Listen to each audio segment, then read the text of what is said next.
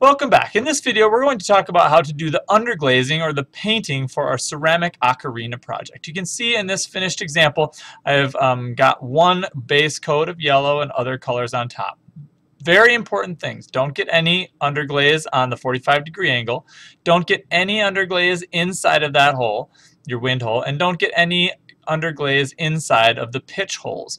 If you get any of the paint inside of those holes, it can do one of three things. It can either make it completely not work anymore, it can make it really hard to work, or it can change the pitches of the sounds on your ocarina. So be very careful not to get it into any of the instrument parts, 45-degree angle, inside the holes, or inside of the mouthpiece. Okay? To get started, you're going to choose a base color. With the base color, you're going to paint your entire ocarina that color.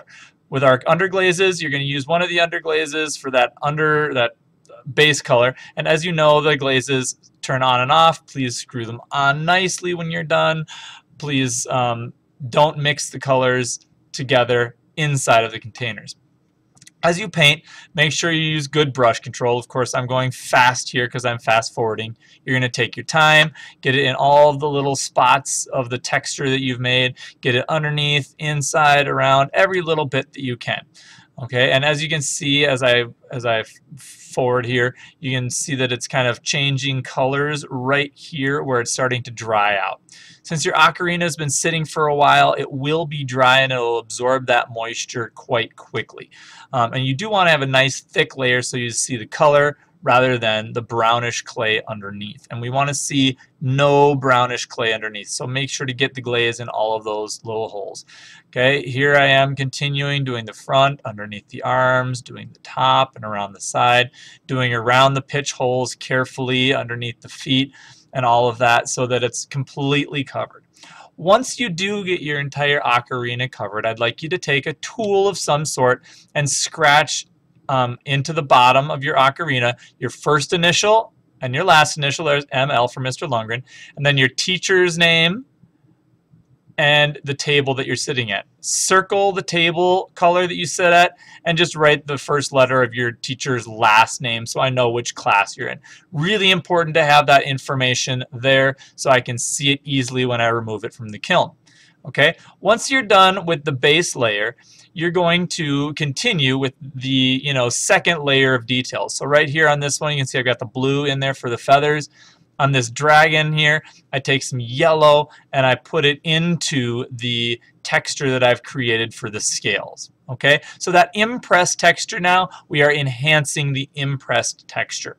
All right, so if I kind of fast forward here, I'm going to use this yellow. I've got a detail brush, I've got a regular brush, and I use that detail brush to very carefully poke into the pieces of my ocarina's impressed texture. Okay, I'm careful. I do all of them neatly, nicely. I take time.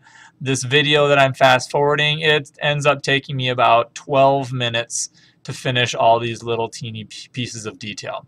Okay, I get finished doing all those little teeny scales carefully, neatly, nicely. That is the enhancing of my impressed texture. Once I'm finished with that, I'm going to enhance the incised details and enhance the overall design of my ocarina. Okay, so in this video I take a couple different colors. I take turquoise and I use my detail brush and I paint in these triangular pieces on the spine. I paint some the other side of the spine.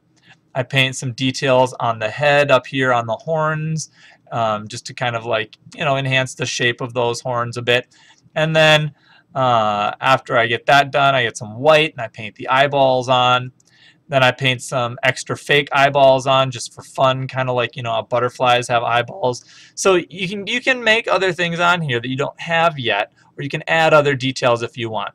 Then I get some black with a detail brush and I kind of draw over those incised lines and I put a little dark spot in for the eyeball right there. So you can have that kind of being the final thing right there.